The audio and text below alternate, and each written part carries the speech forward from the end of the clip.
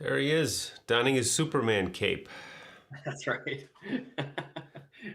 Gotta get rid of that. It's a little warm today. Yeah, yeah. Well, we're here again. How you doing? I'm good. Things are good. We had a big week this week at Green Bay. I didn't Had our ask you how Wisconsin Wisconsin match. went.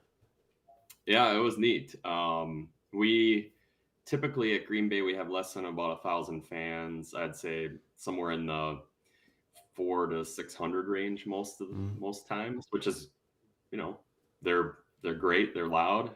But playing in a beautiful new high school with it was over 2,500 people from what I'm told. It was loud. It was exciting. It was mostly a Wisconsin crowd, but it was very fun. We had one game that we played real close. We had a swing to get to 24-24.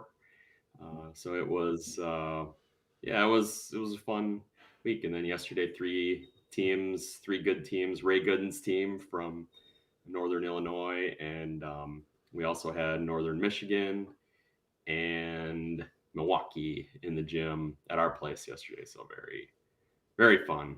Good weekend. How about you? What's going on? Well, this week we met the two teams in the middle of the pack that we need to beat to move up, and we're not quite there yet.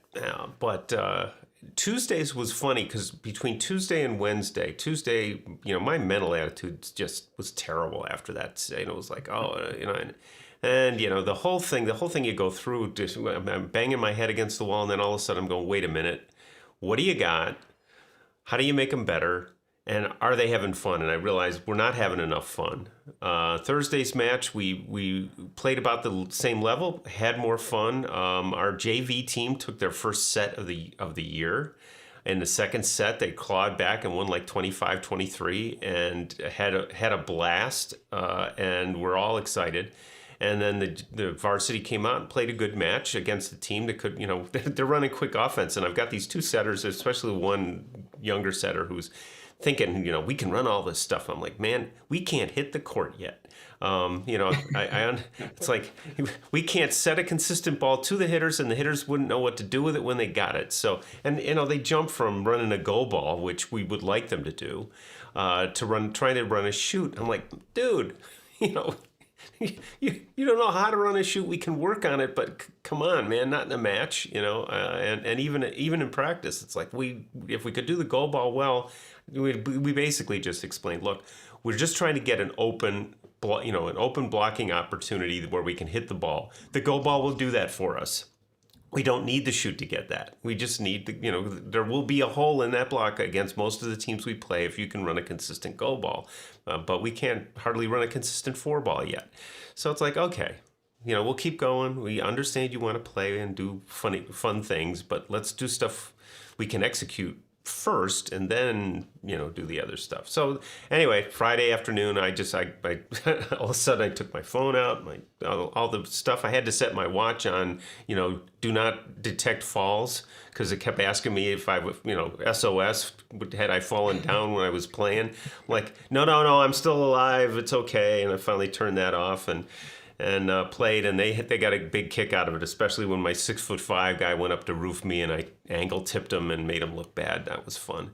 Um, it's like, okay, 66-year-old guy can beat you, ha ha ha ha. There you go. But yeah, and then he crushed me a little later, so that was okay. I deserve that. So anyway, tell us what's going on with our guest today. Yeah, Dave McGee and is a longtime volleyball coaches and trainers coach. And we were having a discussion yesterday that I thought was pertinent and helpful for really any coaches. It was sort of specific to the two of us coaching college in the spring, but it's really, I think, about um, off season coaching and training. And I thought, let's get his perspective. So that's Yeah, well, let's get him in here. hey There he Dave. is. Hello, good to see you. So first thing we always ask everybody is tell us how in the heck it is you think you know something about volleyball. How did you get into it? How do you enter this sport? And then we'll go from there. Every couple of weeks, I think I know less. It's where the ceiling keeps rising, and I realize I'm not close to it. And but I guess I got into this about 18 when I started playing. And when I got my first teaching job after college, they said that they would need a coach for volleyball and JV girls, and that's where I went. Um, and I guess it was about 5 or 6 years later, I met a couple guys that kind of set a fire in the right direction. Went to a clinic and listened to Tom Tate. And then a He's year awesome. later, I heard Carl McGowan.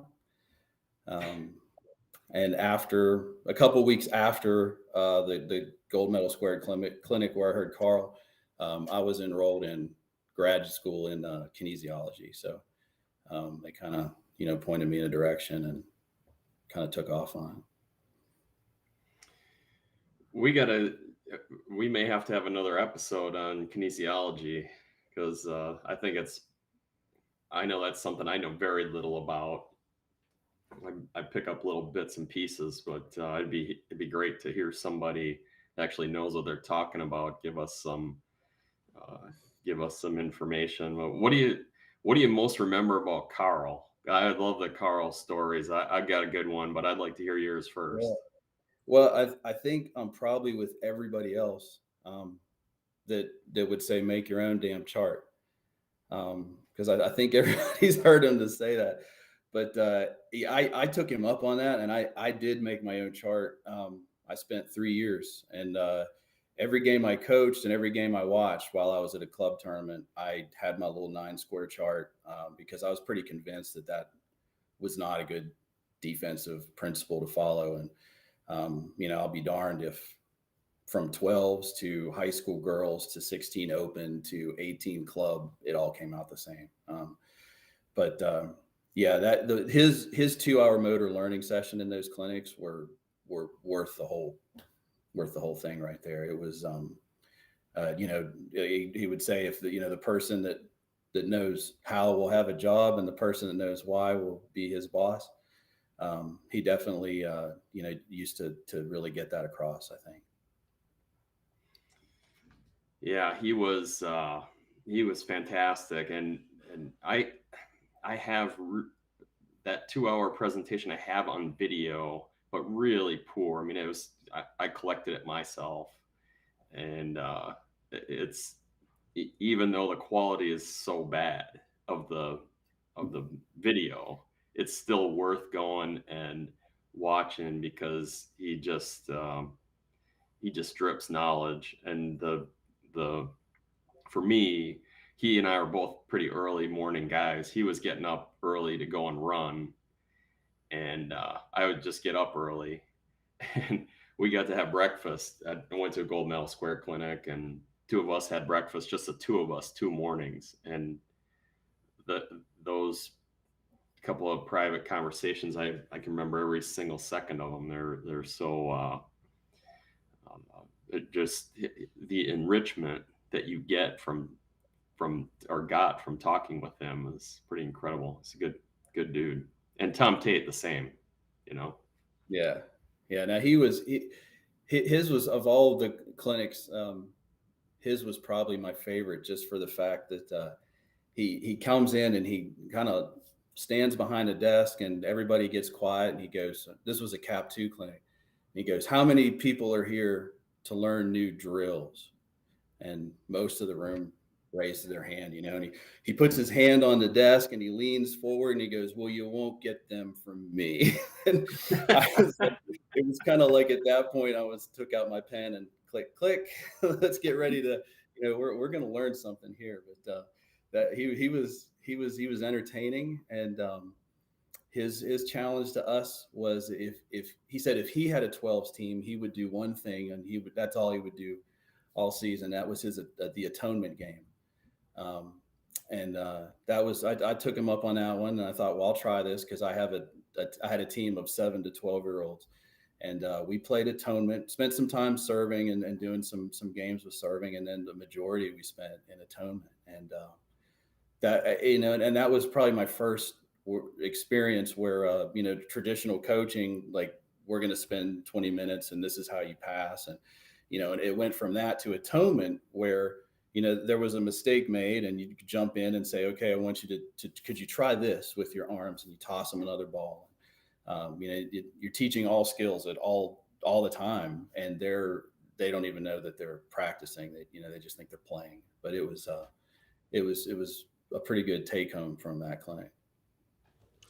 I was going atonement. I don't know that game, and then I'm like, oh, that's the mistake game, or I forget. Yeah, it's. Although I like,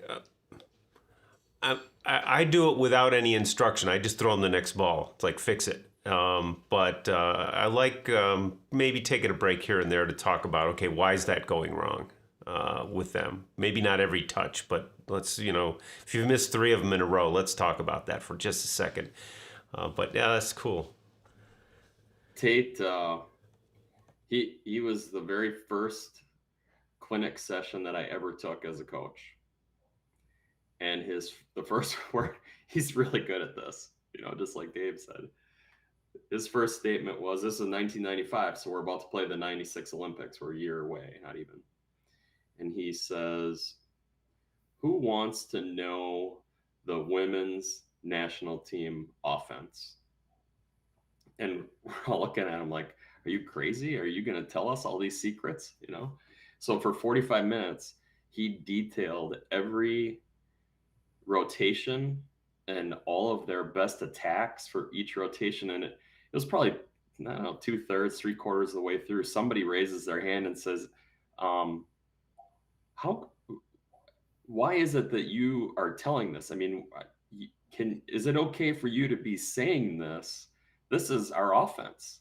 We don't want to be telling the other countries around the world. And he turns around and he says, do you think the other countries don't know this stuff already? He was so good.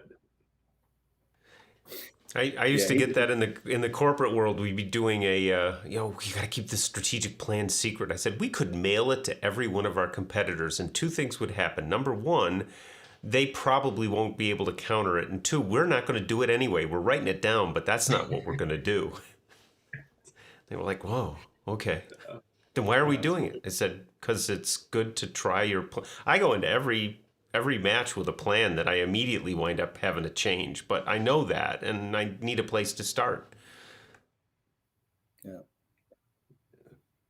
So Dave, you sent me a text message yesterday. Tell me what that was, or not me, but tell us what that was, and where you were going with that, what you were looking for, and then we can get into our discussion.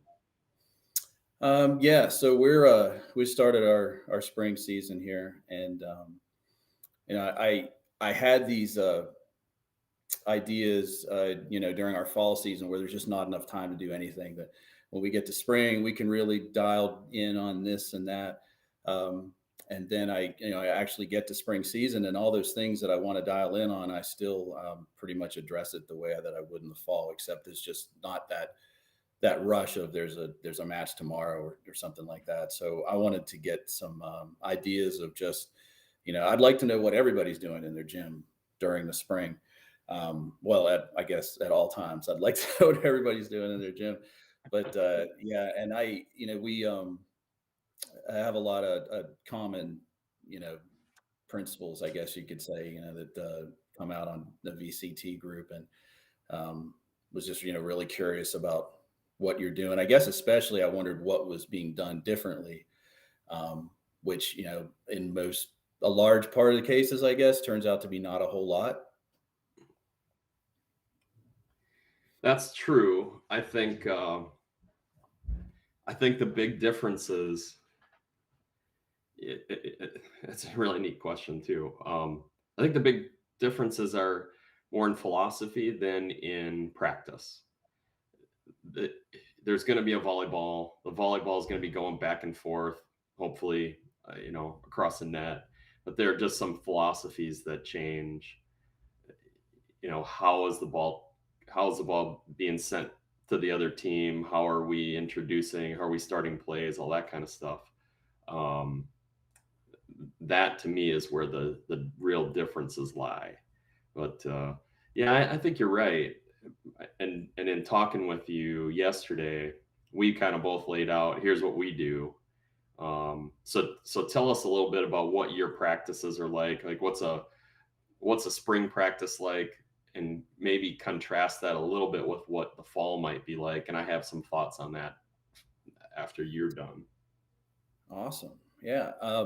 So far, our practices tend to, I like a fast warm up, and I like to get the ball going. So I do allow them to, they get 5 to 7 minutes to do whatever they feel that they need to do to get, going.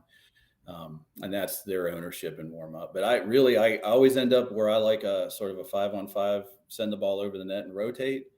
And we just send in some balls.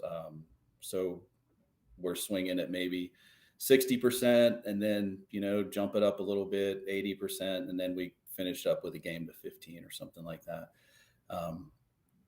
And then usually it's a block of speedball. I don't do the cauldron thing, because I find it a little hard to manage by myself. But I have an app that has all their names in it, and I can shake my phone and it gives me a new team. So That's cool. we play 6-minute rounds. They keep score.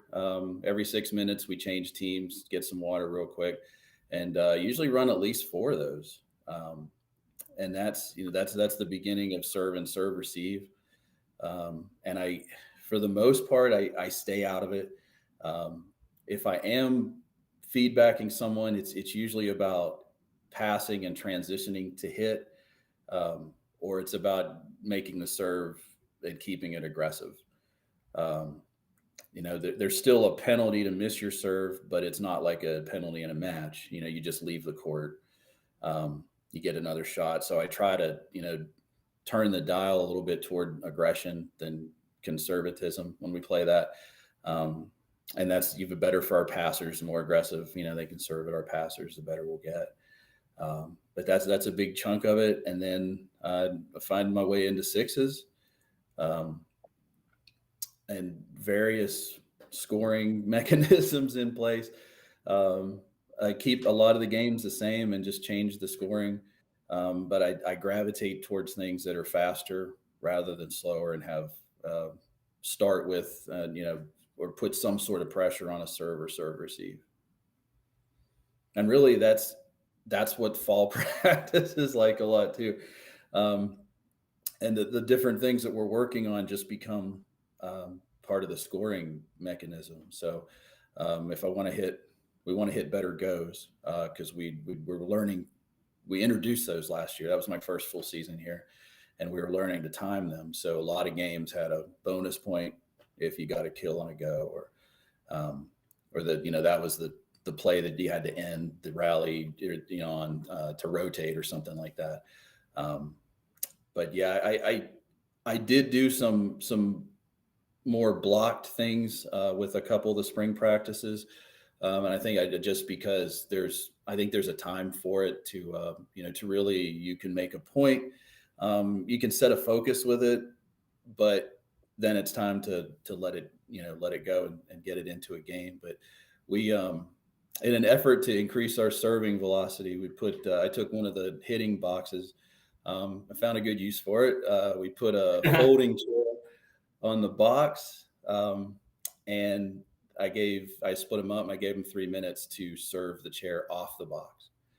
Cool. So, and it's funny what little gimmicks, can do sometimes. It's not something we spend a lot of time on, but when I have the radar gun up during speedball, I saw with 28, maybe 30-mile-an-hour serves, spend a couple days hammering at this chair, and and then I'm seeing a lot more 30s, 34s pop in. So a lot of it is looking the same as fall, but I think that's just the way, I like to do everything is with a game and everybody engaged and nobody waiting their turn, sort of thing. So I started reaching out to some other coaches just to see, what everybody's philosophy of spring practice is. Yeah. Yeah. I like that. I like that idea of knocking the chair off, um, because it gives them something visual right away. You're probably not going to hit that chair off if they're at 28 miles an hour. But if you can get it up to 37, 38, you got a chance at, you know, crashing that chair and making a big ruckus in the gym. That was a focus of ours too in the fall, and a little bit in the spring too, getting the velocity up. We have volumetrics obviously at Division 1, so I can go through with the frames, frame by frame. I can say, okay, well, over point or 1.2 seconds, it went this many feet, and I can tell what their speed is. So then that's usually what I'll tell a kid is, hey, you work on your velocity, and when you're ready, you let me know, and I'll go and check in volumetrics and see, count how many frames it takes for the ball to travel from wherever you serve to passer. And that's been sort of effective for us. 30 frames per second in volumetrics is plenty to be able to figure out a serve speed over the time. I'm getting into Steve's area now, getting a little geeky video here, but yeah, Hey, it matters. I was does. looking at video of ours this week, and I can process video from matches. The guys are like, when do they come out? Because I put them out on YouTube, but on YouTube you can't kind of frame by frame very easily. So so I brought the full video in on my laptop and hooked it up to our crash enabled screen. I have this tank that I roll out that has a video monitor behind it, but you could fire a cannon at it and wouldn't dent it. And I've done it. I've taken the volleyball machine, the dual wheel thing, and cranked it up and shot balls at it, and it's pretty foolproof. But I get it set up, and they're sitting around, and I'm showing them a little different. I wasn't showing them serve. I was showing them serve receive, and what I affectionately call 2 steps to nowhere, because we kept getting served short, and you can just watch my receivers. First of all, they're not moving up. They move up because we're telling them to move up, and just before the ball gets hit, they move right back to the same spot they were in before. And then, when the ball's hit and they finally recognize it's short, which is way, it's after the ball's crossed the net, they do the split step that goes nowhere. And you just show them, hey, guy, if you'd actually taken a step forward, you might have been there. And they just don't understand that their footwork's that way. Now, the challenge for me, and I haven't solved this yet, is how to get them to change that. Because it's kind of an ingrained pattern that they need to figure out, okay, how do I get that first step to be in a direction? And we're not quite there yet, but at least they can see it and go, yeah, okay, I see why I didn't get there. We're working on 2 things like that this spring. And I think this will illustrate the difference for us. I mean, we spend a lot more time in the fall on strategy. How are we going to play this team? How are we going to play that team?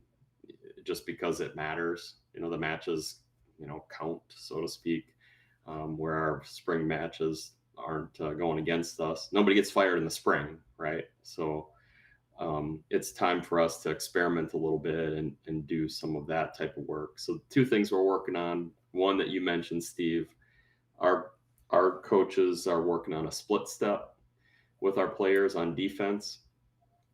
So when they do that, my focus is making sure that split is happening before the touch, because for a lot of the players, they were still in the air when the touch was happening, when the attack was happening. So that's making it worse. And then the other thing you said about taking a step forward. So in my mind, if we can be leaning forward a little bit, we call it linebacker. If you watch NFL linebackers, it's pretty rare that they step back. They're always in a position that they can push to go backward, or they can lean to go forward. And that's where our idea on that is coming from. So I'm encouraging them to lean a little bit, doing my best to use external language. So if you're leaning, or your timing, most of that stuff is it's proximal, it's close to you, but it's at least external. It's not talking about body parts or whatever. But yeah, Yeah, we do a lot more of that in the spring, thinking I about those saw little that. things. I saw that in a. I can't. I think it was my Cap 2 clinic where I can't remember. I have a terrible memory, by the way. So BJ's great because he's like remembers everything from everywhere, and I'm like somebody said, but it was drop your feet. So basically, what would happen is just before the ball was initiated or touched, you both feet would go back, which is essentially the idea of a split step. But basically, you're jumping back a couple inches to get on your toes and loaded just before you are going to have to move. And we're not there yet by any stretch, but it's that same concept that linebacker lean forward, be ready to move. My blockers, I watch my blockers stand up there and they got their arms by their side and they're standing up straight and I go, guys, how many times do we have to go over this? Load up, get your hands up, it's young high school athletes, you just kind of have to keep repeating it till it gets done and maybe show them, and that sort of thing. But anyway, Hey Dave, definitely something we need to work on. what's the picky little stuff you guys are working on? Tell us what college you're at first, because I don't know myself. But then what kind of little stuff are you working on this spring? I'm at Hollins University, and we are a very small private school, about an enrollment of about 800. So we're a very small school and a very competitive conference, the Old Dominion. And this spring season, working a lot of serve receive, and a lot of the similar things that you're mentioning there. Except my focus so far has been trying to see where their eyes are, and trying to get them to focus on arms instead of volleyballs. Um, and we're making some progress there. I think it's ingrained. You keep your eye on the ball. You've heard that since you were a little kid. That's what dads everywhere say, is keep your eye on the ball. But the negative step that a lot of them like to take, I think that's a surprise mechanism. They're watching the ball, and now all of a sudden it's deep over their shoulder or it's short. But either way, the first step is almost always backwards. And when we're spending more time focusing on the arm, then see that become less prominent. But we're working on that. We're working on hitting deeper seams, aiming for, we want to hit shoulders. We talk about that a lot. We're going to hit shoulders. We're going to hit their toes, and stay out of the middle of the court. Both ways, depth ways. We want to stay out of the middle of the court, and deciding we want to attack seams, and spend a lot of time with that. And that's probably one of the things they hear the most, as we play 3-on-3 speed ball. So, the same seams are there, and it's, so ball lands on somebody's lap, and they're putting their hand up like, I know, got to hit a seam. But those are the biggest things, because that's what we struggle with the most, was serve receive. And that's kind of like the big rock that crushes all the other big rocks. It's like the biggest rock of all for us. So we're, always pushing that. And it kind of bleeds over into defense, where, we want to look at bodies, not the ball. So, we talk a lot about that, and where was that approach coming from? Where was the only place she was going to be able to hit hard, and why weren't we filling that spot? Yeah, that's great stuff. I mean, do you find almost every player I've ever watched hits on their approach angle? Like whatever angle they're approaching at, that's where the ball's going. So if you can get yourself a line there, do you see that too?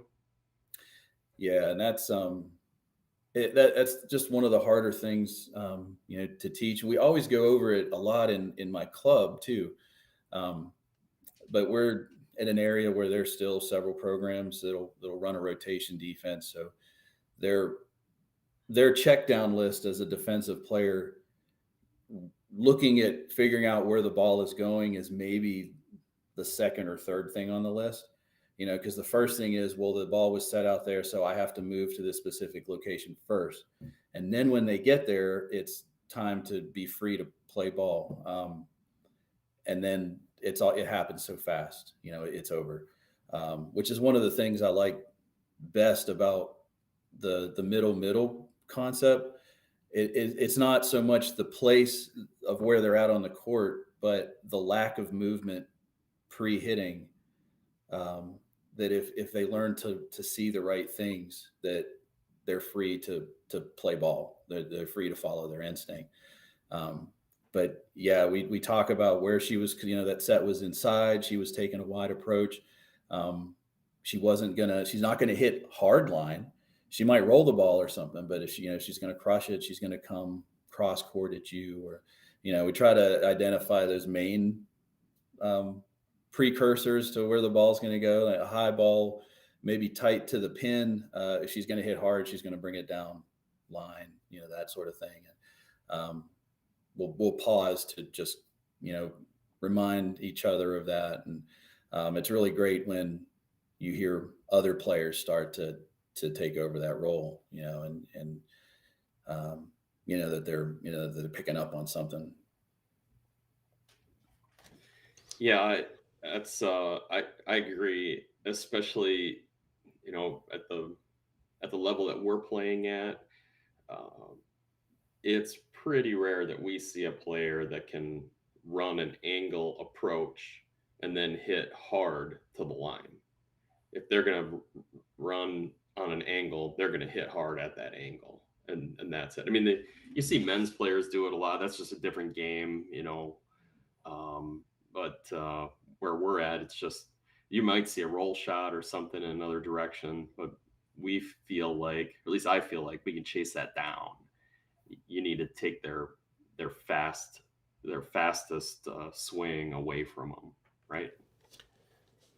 When you have that, what do you try to teach them to hit a ball off approach angle? For me, to hit it or defend it? I'm sorry. To hit it. I know we're talking defense, but the other side of that is we attack that way. So I'm all ears for the magic words to say to a high school student to get them to do something. And I've got a couple things I try, but I'm I'm open to better. I've had the most success with focusing on the feet. And some of them, players are wired to learn certain things faster than others. And I think that's one of the harder things to learn about hitting is to change that. But we've had success with some players that like work your feet around the ball. You want to take this ball line, but you're coming in at this hard angle. Where does the ball have to be in order for you to complete a hard swing and drive it down the line?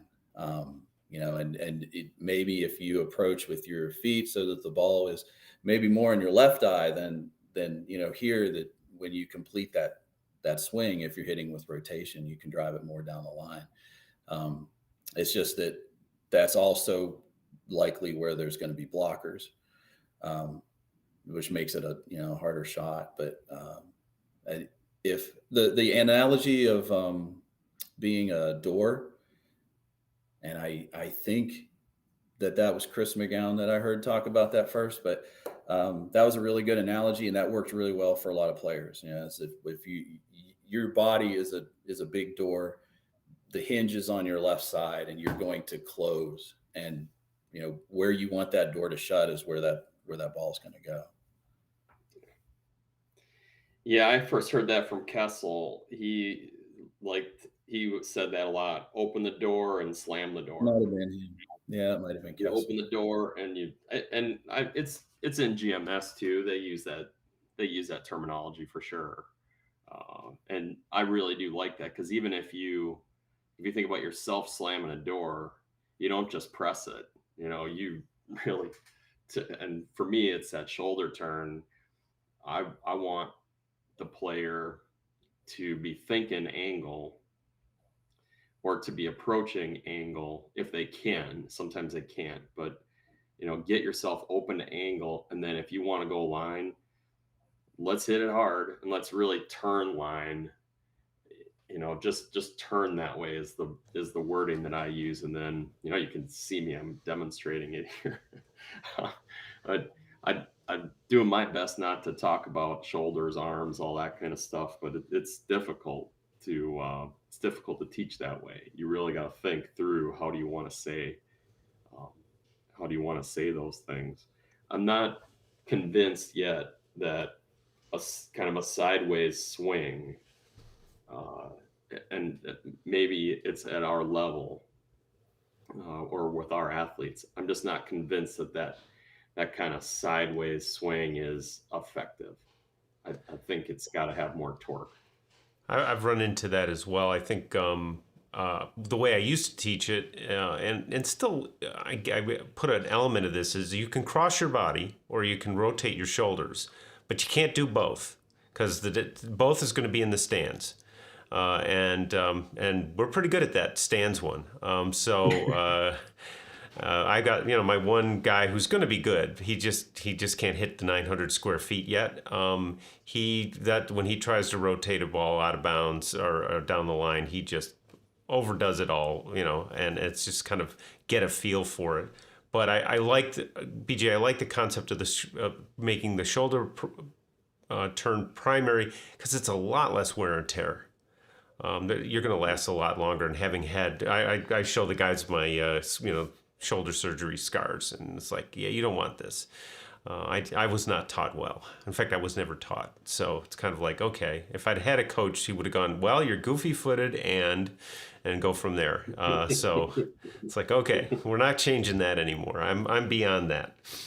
So, Dave, you were talking about you guys had something going on this morning that you shared with me. Tell me or tell us about what you guys were doing this morning and why that was important for you.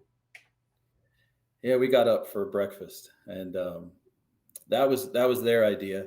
And this is a very high academic school, and we encourage people to be part of clubs and work on campus and do a lot of things. There's a lot on their plate. So we started spring season. We've just had a couple birthdays last week, and we usually have some sort of a dinner for the birthdays that come around, and everybody has a night class. Some are working and some have different clubs. So there was no time for a dinner this week. So some of them said, what about brunch? Because we have a practice today.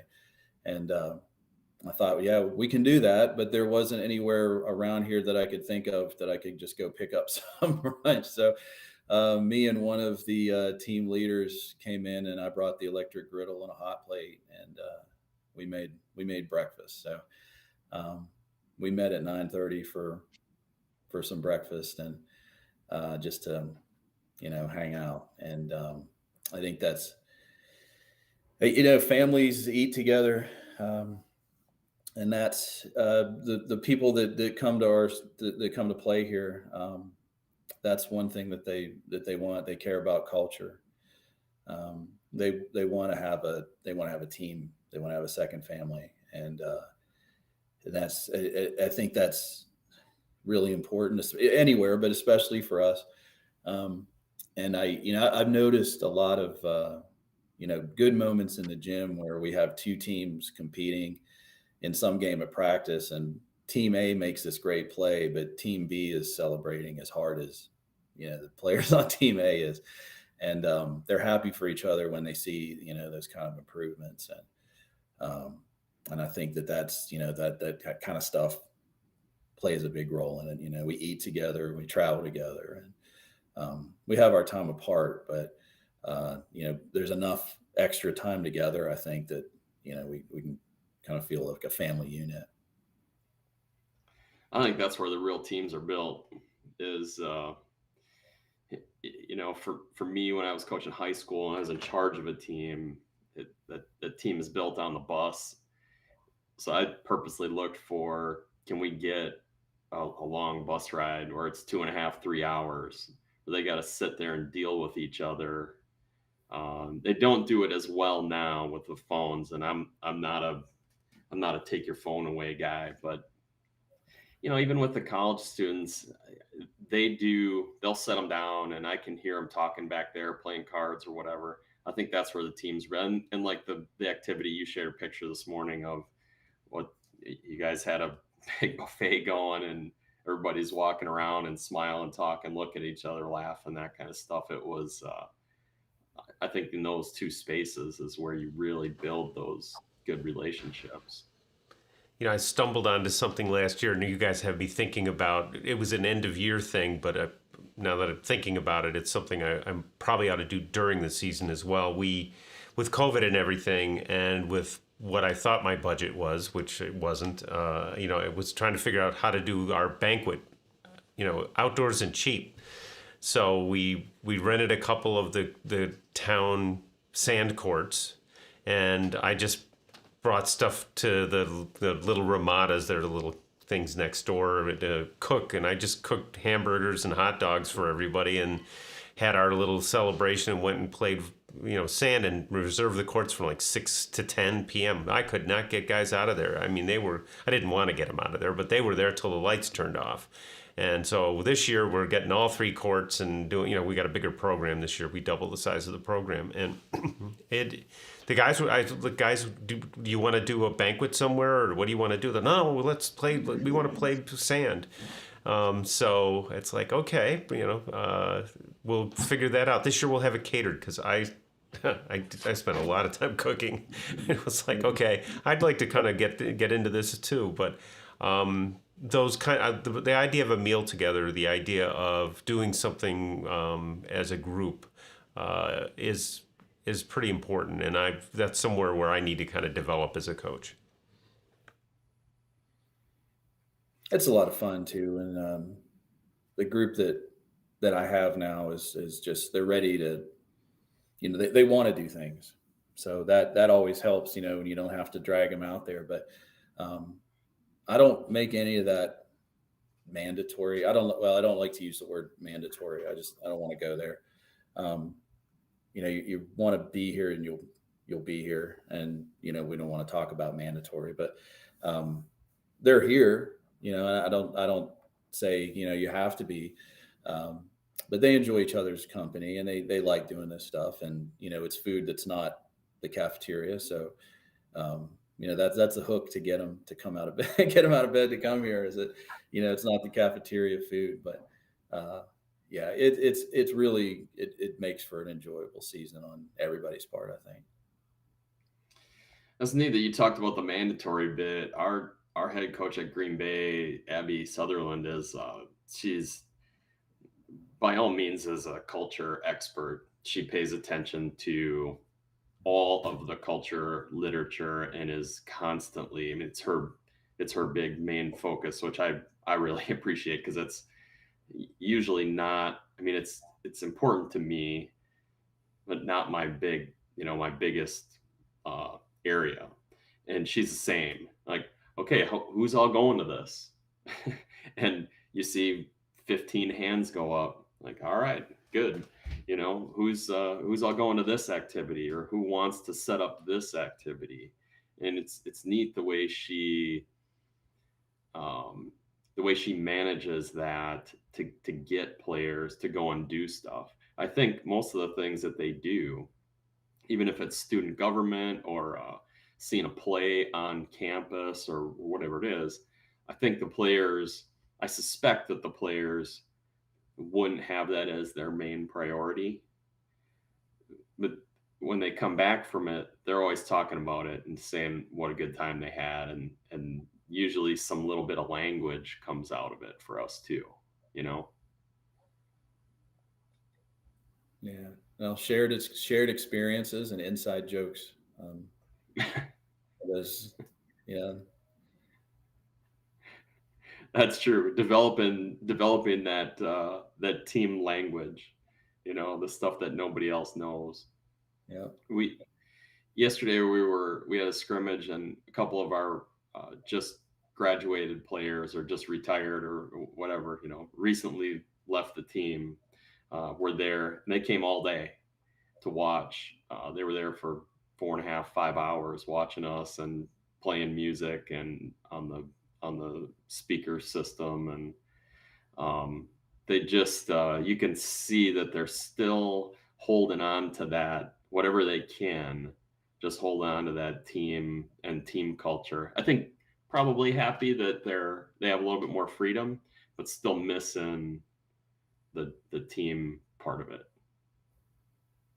Yeah, and I talk to some alumni now and then, and it's really impressive on how some of them are really following the program, and they've been out for a decade. But uh, there was this part of their lives, and that's one of the my part that's lucky about being a coach is we get to um, we get to help form this part of their experience that while they're here for these 4 years. And um, we ultimately want it to be something that they look back on like that, and I want to see them in 5-10 years come back for the alumni game, or or something like that. And probably most of the stuff that they remember is maybe not even on the court.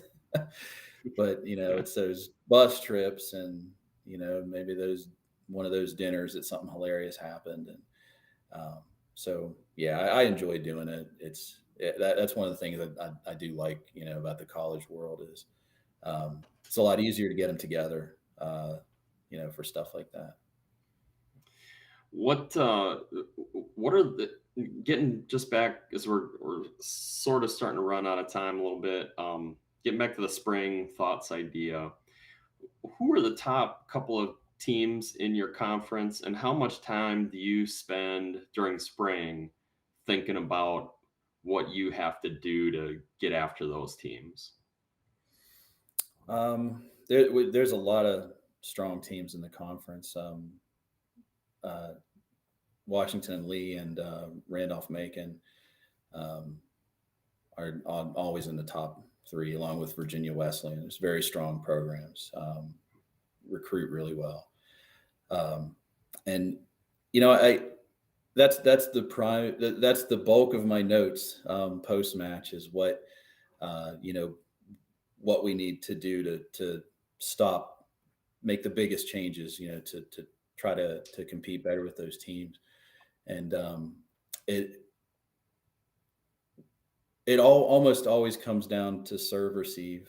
And I hate to just focus on one thing, which I don't. We do look at all aspects of the game, but a lot of it, how much of it is dependent on serve receive. And it's like we can do these 5 things that would make a big difference, but if we don't serve receive well, those other things may not even get to come into play.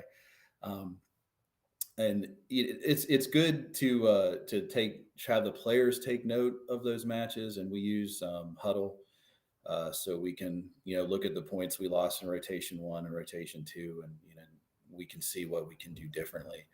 um, but it really comes down to the basics, um, and we always have to serve better, and we always have to receive better. And we have the benefit of being able to look at their film ahead of time, so I can kind of pick out some things that will help us, such as we know when they're in this rotation, they've run this whatever play 80% of the time in serve receive, and we can be prepared in that way. But when it comes down to it, we've got to pass and serve. And when those things do go well, any game is competitive, which is one of the cool things about our sport. And I've had short club teams, and we've done really well against big teams. When we were serving and passing well. So it almost always comes down to that, and there's never enough time to put into it. But just that whatever we do can start with a serve, and it can start with a serve receive, and we can pack as much as we can into everything that we work on, and just try to get a little bit better every day. Yeah, we've found this year we really focused on that, and my assistant coach is just nuts that way, in a good way. He's just like, okay, we got to keep this going. So that's why we play a lot of speedball threes or kings threes, depending on the numbers in the gym and all. But what we've also found out is we need a lot more time, and if we had it to do over again in the last 2 months, we would have allocated more time to blocking and terminating. Because you get an open block against some of these guys who are running quick stuff that we can't run yet, and that's because we don't serve receive that well and we don't set that well. We need to be able to end that point. So we actually, our passing's decent. It's not fantastic, but we can run, and we can run out of system with anybody, because that's how we practice it. It's like we know we're going to be out of system, so we go get an attack, but it's not against a better defense. It's not a terminating attack. So things like rotating shoulders, tipping to a smart spot. We'll tip, but we'll tip to the same spot every time. And there's a libero sitting there, like, guys, maybe a different place. But that's the learning part. But I think next year I'm going to spend a little more time on those fundamentals as well. Maybe in a secondary net where we take a few of the specialized players over and work on those kinds of things. And that might help us a bit.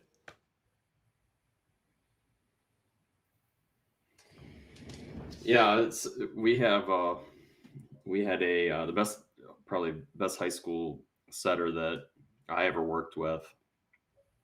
We started tracking her setting quality based on pass quality. She was great at a perfect pass, and she was next best at out of system. It was those balls where she had to take 1 or 2 steps, which was her weakest. And it's because we worked so much on out of system. You're gonna be. As I was watching the teams play yesterday, my eyes are creeping over watching the other court sometimes, but there's a ton of out of system balls, and you have to, once you're into that transition phase, you've got to be able to terminate those things, or you're just going to struggle. Yeah, and that's a harder play to terminate. And then we'll throw in some of the games, some of the scoring mechanisms where sort of the GMS thing, bouncing a ball and dictating how that ball comes in. So 2 hits left, or something like that, it gives you a good time to experiment, which I guess, when it comes down to it, all real skill building is a lot of experimentation. And I suggest things, and, they're really good about trying it out. And, how about the rest of this game? We just try to, take these balls harder cross court, or, let's go a little more aggressive with our out of system swings, and, find something that works for you. Jay Hasek down at George Mason was talking about his off season one year.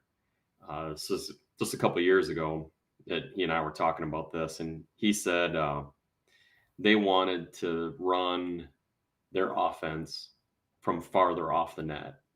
So their off season is the fall, and he said all fall, that's all they worked on was let's run our 31, our go from 15 feet or from 20 feet. Let's run it from way back here, see if we can get it. And he said at first they were just terrible at it, and it was a big experiment on his part.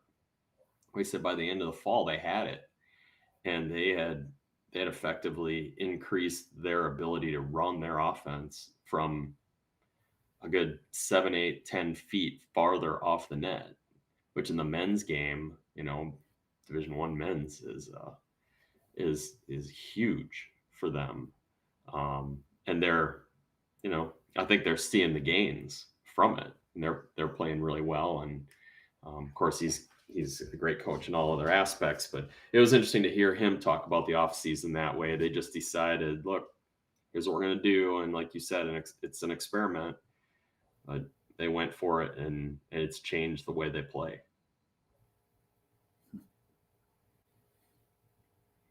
Well, Steve, we're getting up against our hour here. You have anything left, or Dave, do you have any last bits of wisdom for us, or where are we? Are we wrapping it up today? I'm out. I'm taking Dave's pearls of wisdom here. Yeah. Me too. That's good stuff. I Yeah, thanks so appreciate much talking for with you coming on. guys. It's always good to talk volleyball.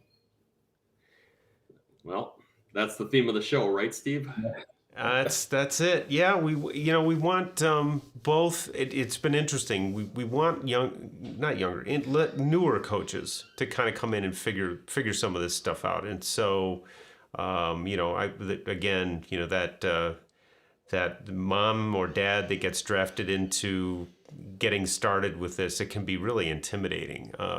Just putting in your first lineup correctly is a scary thing when you're new at this. It's one of those things, and especially if you, I learned the hard way the difference between club and high school. Oh, wait a minute, this is different. They use a different system. So, fortunately, I had a friend who was a referee on both sides, and I said, "Oh, I'm going to do high school." He goes, "Okay, keep this in mind." I'm like, "Oh, thank you." If we can clue people in, and then some of the thinking about, I was really happy to hear that your work is as scripted as mine is, which is not scripted. It's kind of come in, we've got these things we do, and then we think about, okay, who do we have in the gym today and what can we do with them? Because I'll have days when both my setters aren't there. Like, okay, out of system today would be a really good thing to work on. So let's try that. Appreciate it, Dave. It's great to meet you as well. So EBJ's my, the guy who knows everybody, and I'm the guy who gets to meet new people every week. So glad to have you with us. Yeah, I really appreciate it. It's fun. Yeah, thanks a lot, Dave. Okay, well, we'll see you next week. Whoever wants to join us, Eunice, glad to see you're here. How to increase serve quality. Remember that for next week, Eunice. We'll talk a little bit about how to increase serve quality. We'll save that question for next week, and we'll see you later.